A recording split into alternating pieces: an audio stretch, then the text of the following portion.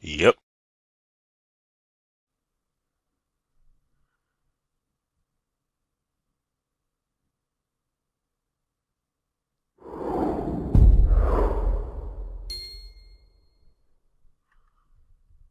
Hello, I am Ms. Tara Pinkle, stinkingly rich adventurer, crypt robber, and member of the Guild of Historical Hooligans.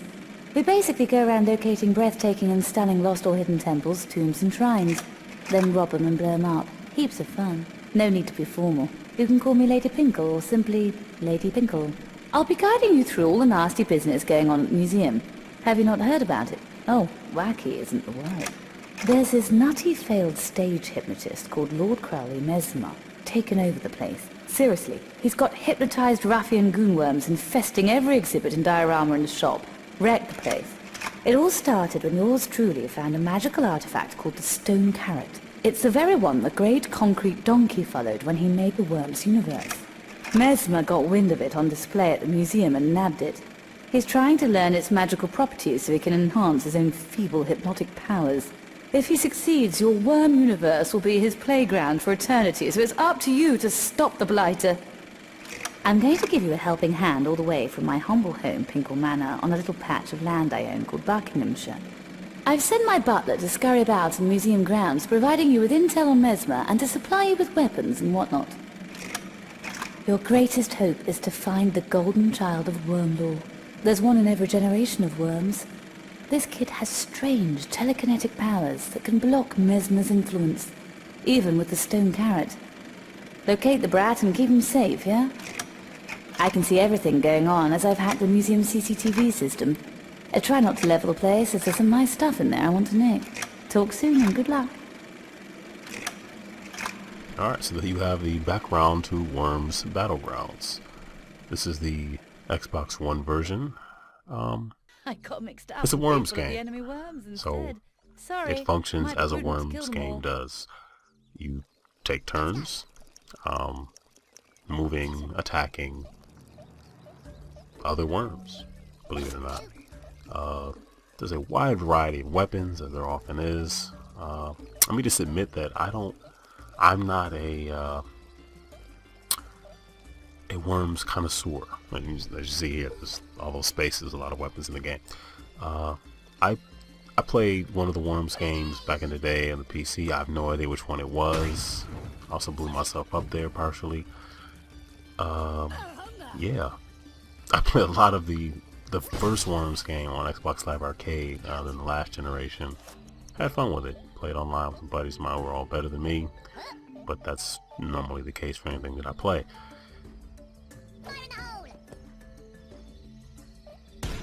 I love the explosions. There's some puzzle elements. Some of the stages where you'll have magnets and things you'll have to do some sort of a sequence to figure out sort of the right sequence to either get enemies that are attacking you who are sort of like behind a shield or are taking advantage of some kind of cover. And different worms also have different abilities. Like scouts not activate mines. It's very useful to use a scout to get past landmines because landmines blow up, as landmines tend to do. It has the same, worms humor and charm that a lot of the other games have, where the worms say make little pop culture references or funny quips before they die and things like that. So it definitely maintains a sense of humor. So Team 17 is definitely not lost a step. In terms of graphically, I can't say that Worms Battlegrounds is head and shoulders above some of the other Worms games. I don't know how much of the hardware it's taking advantage of. It certainly it looks fine. I don't know how much better a Worms game needs to look. I don't think we need to look at photorealistic Worms. I know I don't, but that's just me. And no one asked me what I thought. I decided to share it.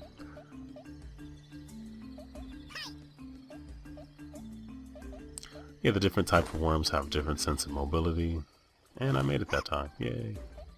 Now you'll trigger certain things and blow up stuff, and there you go. Normally, you have objectives, but primarily you want to just destroy the enemy. Yeah, the normal modes exist. You can play online, quick match, you can have rank matches. You can actually, it's more of a multiplayer focus in that you can set up a clan and an emblem and a name and all that kind of stuff. You can do, you know, some more customization in terms of a group that you and your friends can play in together.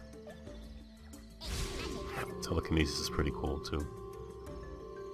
When you put the, you know, the tooth and or claw in the right place and don't block your path. I'm still learning.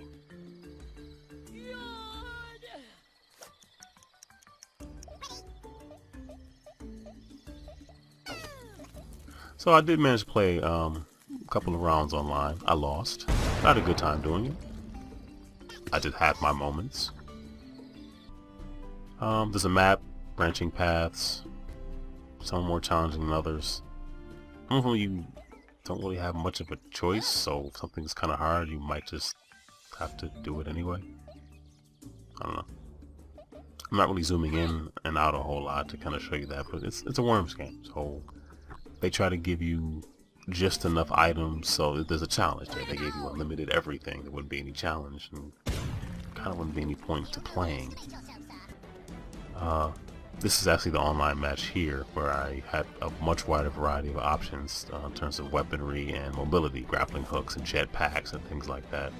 I did lose, but I had fun. That's the point. The only gripe I really have with this game is that it's $25. I'm not really sure why. There's nothing wrong with the game. I just don't understand the higher price tag. But if you can live with that, then Worms Battlegrounds is all you. I guess that's it. Worms Battlegrounds.